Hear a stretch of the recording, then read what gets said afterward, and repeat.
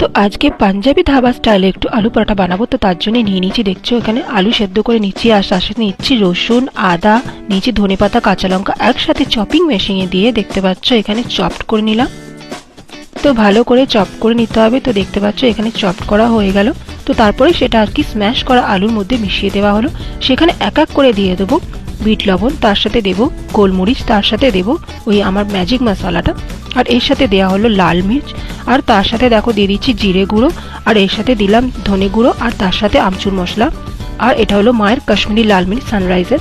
তো একসাথে ভালো করে ওটাকে মিক্স করে নিয়ে তার মধ্যে আন্দাজ মতো চিনি, আন্দাজ মতো ভিনিগার দিয়ে একসাথে দেখো এদিকে আমি নিয়ে নিচ্ছি আটা, আটাতে দিলাম ঘি, নুন আর গোলমরিচ দিয়ে ভালো মতো ঠেসে ঠেসে মাখতে হবে। ডোটা মাখা হয়ে গেলে রেখে দেবো একটা ন্যাকড়া দিয়ে ভিজিয়ে। তো তারপরে সেটা দেখতে পাচ্ছ নিয়ে নিলাম, নিয়ে পুরটা ভরা হচ্ছে। এই কাজটা মাই করছে, কারণ পুরটা আমি ঠিকমতো ভরতে পারবো না।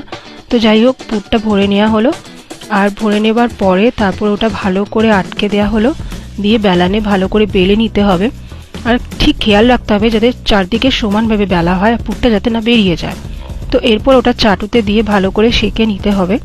তারপর ওর মধ্যে একটু তেল দিয়ে সুন্দর করে ওই আস্তে আস্তে পরোটাটা বানিয়ে ফেলতে হবে, এপিট ওপিট করে, যাতে পুড়ে না যায়।